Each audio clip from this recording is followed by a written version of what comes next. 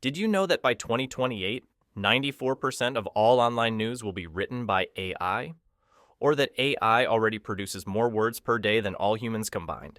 And that half of all product reviews on Amazon are completely machine generated? Sounds terrifying, right? Sounds believable too. Because it feels like something you've already heard. Here's the twist. Every single one of those stats is fake, completely made up.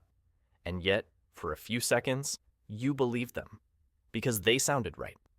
That's the exact problem with AI-generated content. It doesn't have to be true. It just has to sound true. Full disclosure, parts of this video were written with AI, some phrasing, some structure, even a few transitions. But here's the difference.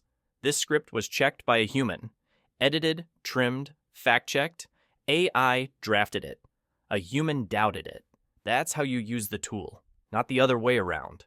Artificial intelligence doesn't know facts. It predicts patterns. It's not thinking, it's guessing with style. It doesn't understand the world, it just mirrors how humans talk about it. That's why it can say something totally wrong. With the calm authority of a TED Talk. Ask it who discovered electricity. It might say Elon Musk. Ask again. Maybe Benjamin Franklin. It doesn't care. It just wants to sound confident. AI is the student who didn't study, but speaks fast enough to sound smart. And most people don't notice until the test begins. The 80% problem, AI-generated content is often 80% correct, which is the worst possible percentage.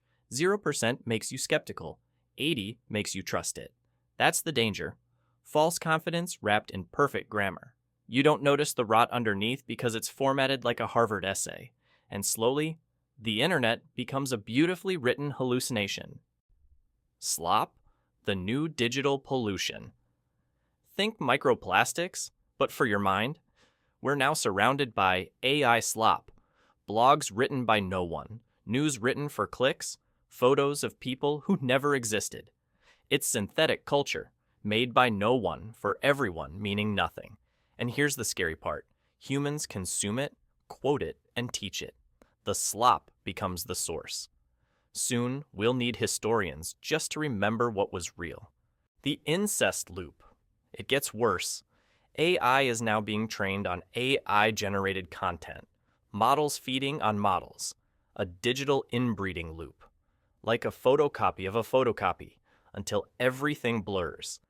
Each generation gets dumber but more confident. It's not evolution, it's devolution. If humans learned everything from parrots who only repeat each other, that's where we'd end up. Fluent, loud, and wrong. And of course, the system rewards it. Algorithms love stupidity, not because it's true, but because it's loud. The louder something is, the more the algorithm boosts it. And the more it's boosted, the louder it becomes.